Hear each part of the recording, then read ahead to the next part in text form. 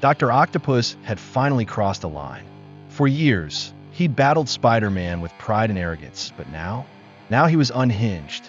Instead of stalking the shadows like before, he marched straight into a live television studio, smashing through cameras, tossing reporters across the room with his metal arms, and demanded they broadcast his message to the world. And his message was simple: Spider-Man would come face him, or he would tear New York apart. At that exact moment, Peter Parker was at home, trying to enjoy a rare moment of peace. But the words coming from the TV froze his blood. Otto Octavius stared directly through the screen, declaring that every life lost from this moment on would be Spider-Man's fault. Peter didn't even hesitate. The costume was on in seconds. When he arrived at the scene, Doc Ock was already wreaking havoc. Cars were flipped like toy models.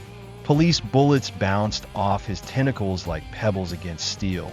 Civilians were trapped under debris, and Ock wasn't even targeting Spider-Man anymore. He was punishing everyone. Spider-Man dove straight into action, yanking civilians to safety, webbing falling concrete, barely dodging a swinging metal arm that could shatter bones. But Ock wasn't interested in bystanders. He wanted Spider-Man alone.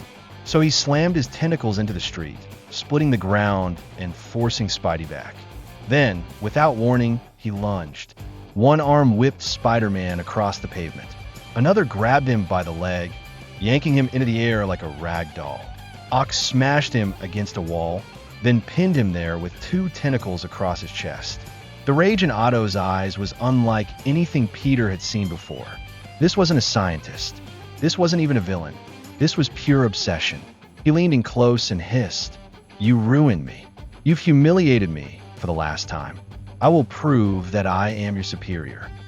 The pressure on Peter's chest grew so tight he could barely breathe.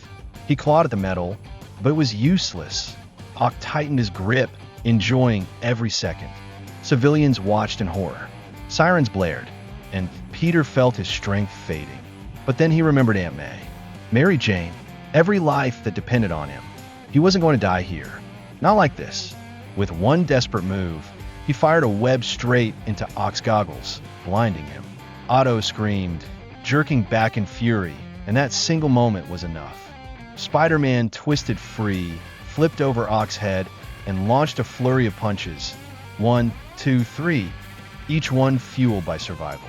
For a second, the tide finally turned. Ock stumbled, but Peter held back.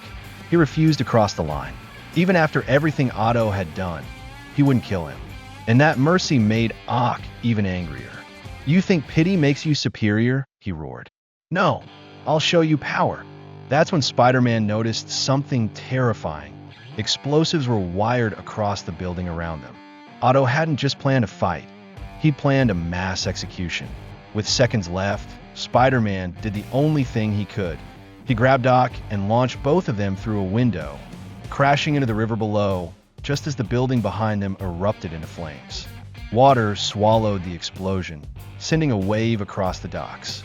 Peter surfaced, gasping for air, searching for Otto. But Doc Ock was gone, vanished beneath the surface like a ghost. The city was safe for now, but one thing was clear. Dr. Octopus wasn't just one of Spider-Man's greatest enemies. He was the one most likely to end him.